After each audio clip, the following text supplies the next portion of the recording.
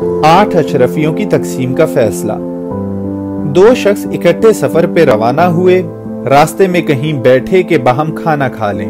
एक ने अपने नोशे से 5 रोटियां निकाली और दूसरे ने 3। इसी आसना में एक शख्स इनके पास से गुजर रहा था। उसने इनको सलाम किया। इन्होंने भी उसको दस्तरखान पे दावत दी। चुनांचे तीनों ने बैठकर वो 8 रोटियां नोश फरमाई।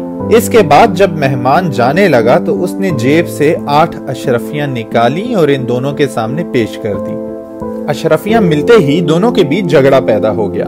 जिसकी 3 रोटियां थी वो कहता था कि हम 8 अशरफियां आधी आधी तकसीम करेंगे, और जिसकी 5 रोटियां थी उसका कहना था कि 5 अशरफियां मेरी और 3 अशरफियां आपकी, क्योंकि आपकी 3 रोटियां थी।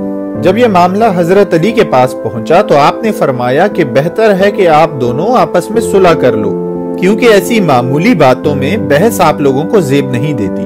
पर वो दोनों इस बात पे बज़िद थे कि इस मामले का फैसला हो। चुनांचे हजरत अली उस 3 रोटियों वाले की तरफ मुखातिब हुए जो शिकायत लेकर आया था, और उसे कहा कि अगर आप वाकई फैसला चाहते हो तो आपको सिर्फ 1 अशरफी मिलेगी और बाकी 7 अशरफियां आपके साथी को।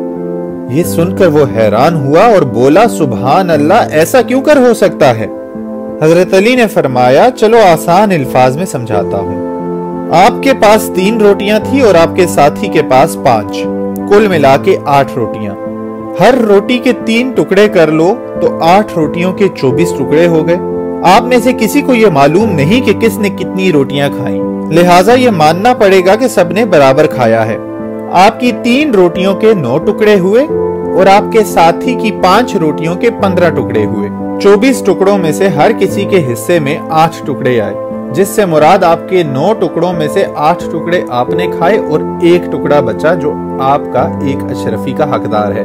और आपके साथी के 15 टुकड़ों में से 8 टुकड़े उन्होंने खाए और 7 टुकड़े बचे जो कि 7 अशरफियों के हकदार हैं।